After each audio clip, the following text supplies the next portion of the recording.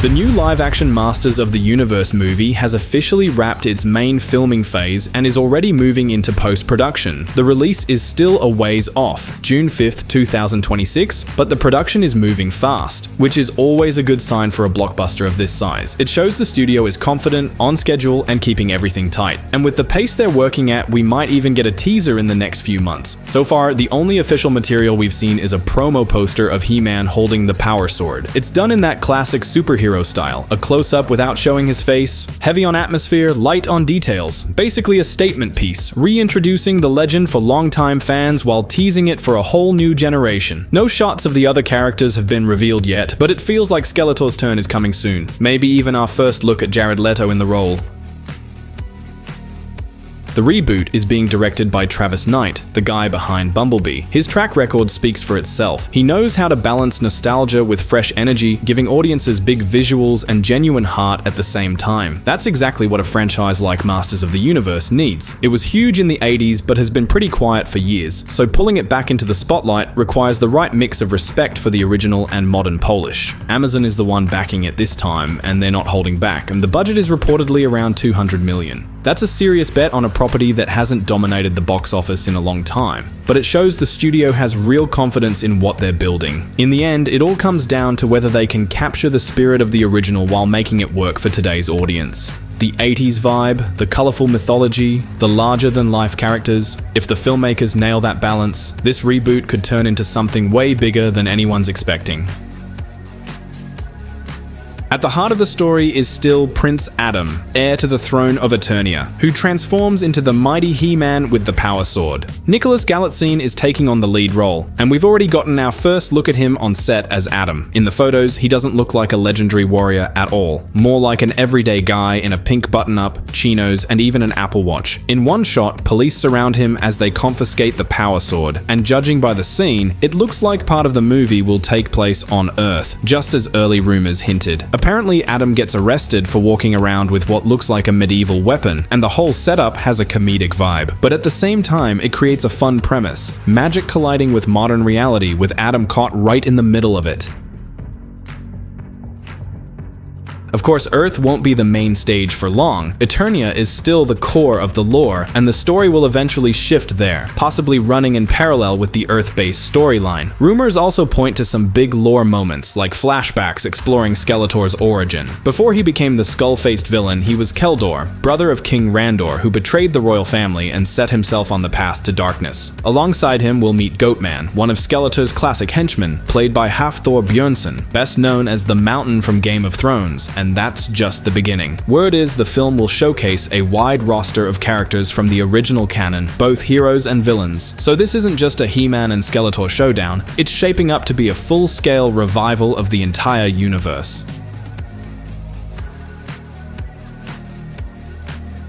Looks like part of the movie will take place on Earth, just like those early rumors suggested. Local authorities clearly don't know what to make of a jacked guy walking around with a giant sword. From what we've seen, Adam actually gets arrested, probably for carrying a deadly weapon, and dragged in for questioning. The whole setup has a comedic vibe, but it also sets the stage for something bigger: magic colliding with modern reality, sparking a full-on cultural clash.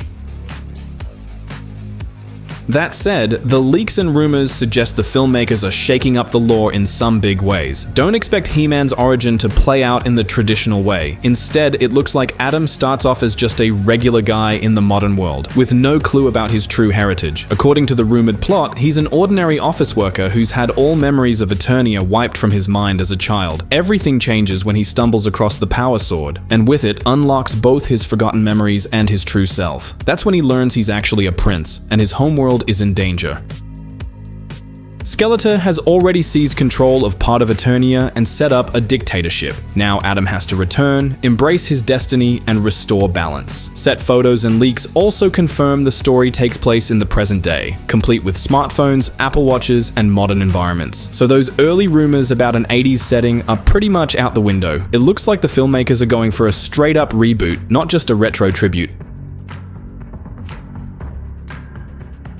The early plot definitely comes off a little familiar. A regular guy discovers he's special, then sets off to save the world. It's a formula we've seen 100 times before, from Thor to Shazam, and funny enough, even Barbie, which also came from Mattel. Of course, Barbie turned into a cultural phenomenon and a box office monster, but whether the same approach will click with Masters of the Universe is a much bigger gamble. Unlike Barbie, this franchise doesn't have the same kind of mainstream built-in fan base. That's why such a straightforward setup has some fans raising eyebrows.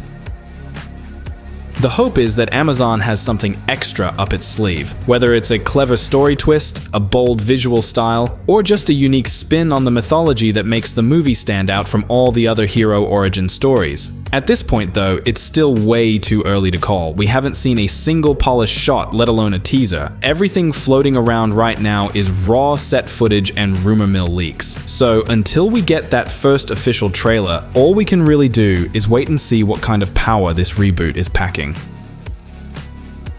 What the finished movie will actually look like is still a total wildcard. It could end up being a fresh, surprisingly great adaptation that carves out its own audience. But let's be real, this is a risky project. After Barbie's massive success, Mattel made it clear they want to spin more of their classic toy brands into films. The catch is, just because the Barbie formula worked doesn't mean it'll automatically translate to Masters of the Universe. If the script isn't sharp, if the characters don't connect, or if the adaptation doesn't bring something new to the table, this whole thing could flop hard. For now, it's all about the waiting game, and hopefully that first trailer will finally give us some real answers about what kind of He-Man we're getting this time around. Another big detail is the filming itself. The production took place across several countries, with the main sets built in the UK, while parts of Eastern Europe were used to capture those otherworldly landscapes that can pass for Eternia. The cast has already mentioned in interviews that the shoot was massive, with practical sets built at full scale to make the world feel tangible. It's the same approach we saw with movies like The Lord of the Rings or Dune, where the environment feels alive instead of looking like pure CGI. If Masters of the Universe really commits to that level of world building, the final result could look epic on the big screen. And of course, there's the music. The composer hasn't been officially announced yet, but rumors suggest Amazon is talking to some major names, possibly someone like Michael Giacchino. That would make perfect sense because the score is going to be a huge part of this movie's identity. The original Masters brand always carried that larger-than-life, heroic vibe, and the right soundtrack could elevate the whole film while making audiences reconnect with the mythology on an emotional level. As for me, I think this project looks insanely ambitious. Sure, the risks are obvious, the budget is massive, the franchise has been pretty niche for decades, and the script is rumored to shake up the lore in some bold ways. But honestly, that might be exactly what Masters of the Universe needs. If the filmmakers can balance respect for the original with fresh, modern storytelling, this could end up being more than just another blockbuster. It could actually breathe new life into the entire universe. Personally, I can't wait for that first trailer. I want to see how it all comes together on screen, and I really do believe they've got a shot at surprising even people who've never heard of He-Man before.